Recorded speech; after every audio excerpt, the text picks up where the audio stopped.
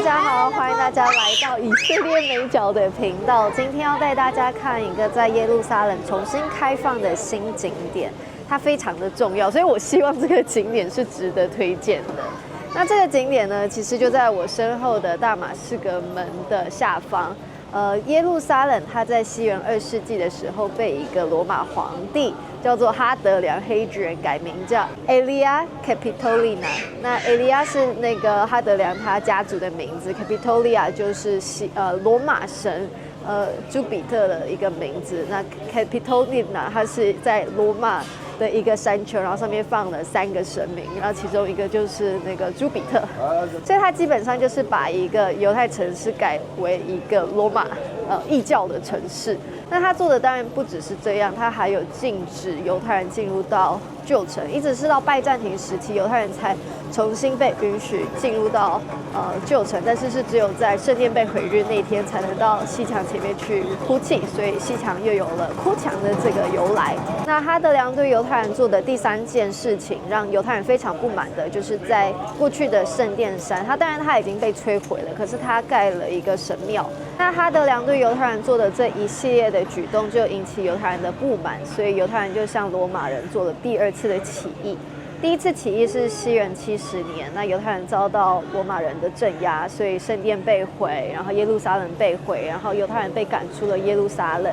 那第2次起义呢，就是这一次，就是西元132年，叫做bar Kokhba起义。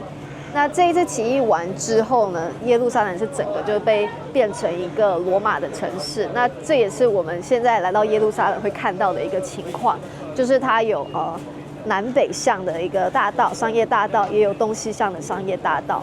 那你们如果去到犹太区，或者是在以色列美角旅游书里面，就有一个叫做 Cardo 的商业大道的介绍，那个就是在那个时候就已经立定下来的一个棋盘式的一个格局。那这是在罗马城市里面很常见的，这样子他们才方便那个交通嘛，那这样子才会有好的商业嘛。你如果都是那种弯弯曲曲的道，那这样子车子就没有办法跑，然后你的货物也很难去就是被运输。所以呢，这就是哈德良对这个耶路撒冷的一个影响。那基本上在耶路撒冷就只有在 Cardo 那个景点之前可以看得到哈德良留下来的影响。其实还有一个小小的景点，但它在教会里面。那我好不容易等到这个景点重新开放，等了好多年，所以我们就来看一下这个景点。它其实就是哈德良的盖的一个门，我们不知道它是在起义前盖还是起义后盖。也许我们参观完那个景点，我们就会得到一个答案。那这里呢，就是很热闹的那个大马士革门前面的餐厅的街、商店的街。现在其实是斋戒月，但是还是可以买得到吃的，所有的商店都是正常的开放。然后这家是新开的，我还没有试过，不知道大家能不能看到，这里有整只的应该是羊吧，还是牛？小的应该是羊，我猜它是羊，因为牛没有这么小。然后呢，在前面背景那边，你们就已经可以看到大马士革门。那哈德良的门呢，是在现在大马士革门的下面。我们现在就是要去那个地方哦。顺带一提，这里是我们买海鲜的地方，它的鱼是从希伯伦的养殖场运过来的。如果要买鱼的话，礼拜5的时候选择会最多。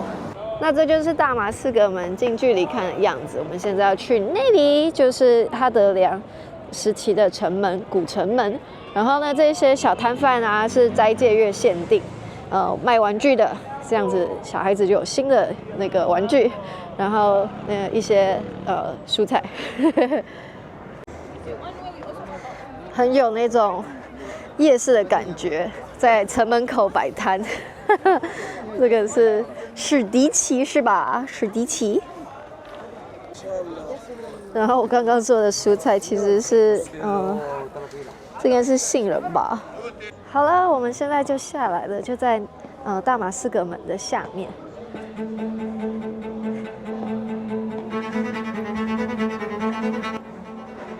大家可以看到大马士革门在这里，我们竟然在这里 Ancient Gate。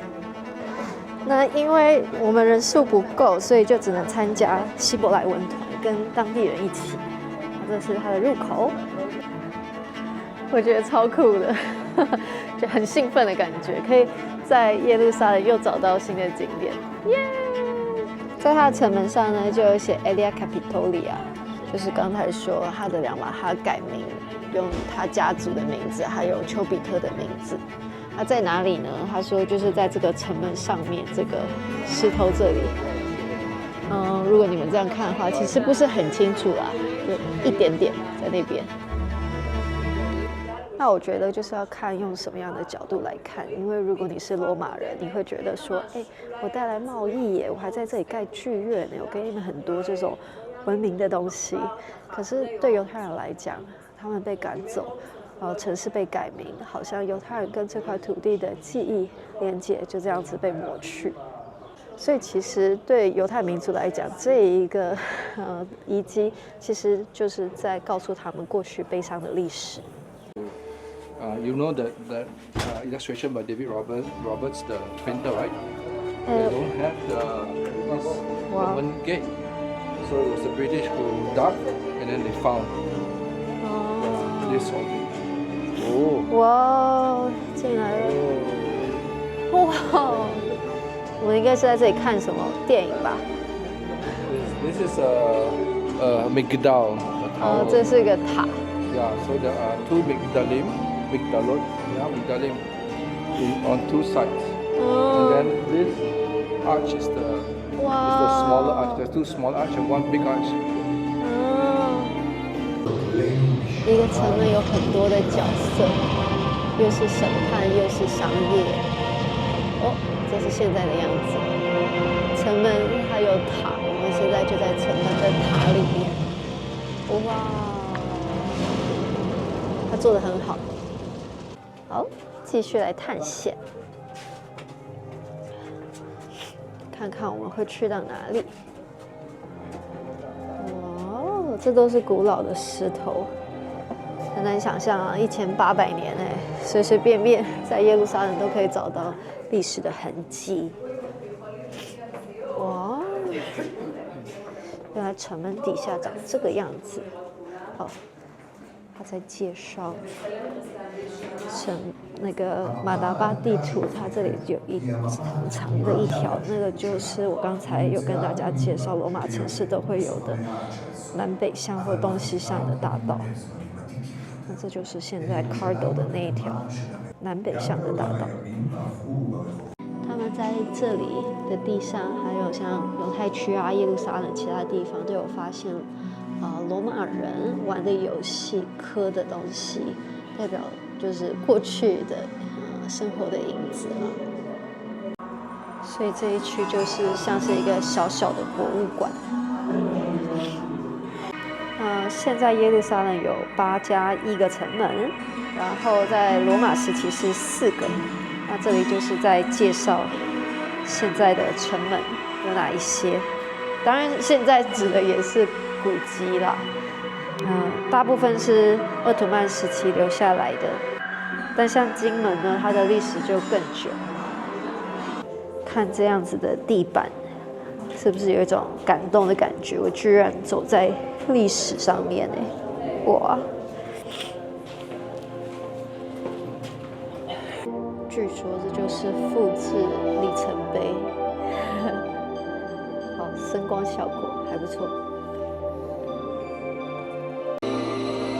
耶路撒冷，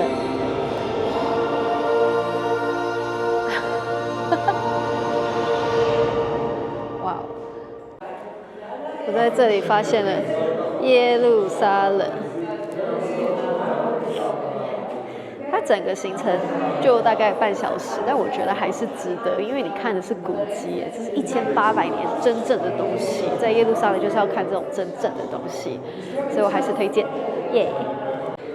那一开始问的问题就是，究竟这个城门呢是在哈德良他镇压了耶路撒冷，在巴科巴起义之后才盖的，还是之前？好像没有得到答案啊，但可能也不是很重要。反正呢，无论如何，它就是1800年前的遗迹。然后这是耶路撒冷故事的一部分。那个马达巴的地图，就是中间有那个长长的 Cardo 商业大道，就是罗马人留下来在耶路撒冷的一个部分，现在你也看得到。那这个展览它也强调了这一点。那个大道的起头呢，就是这个城门，就是这个广场，所以非常的重要。好。那如果你们喜欢以色列、喜欢耶路撒冷，想要得到更多的资讯的话，欢迎继续的追踪这个频道，也把这个频道分享给你们的朋友。希望以后大家都有机会来到耶路撒冷，来到以色列玩。大家拜拜。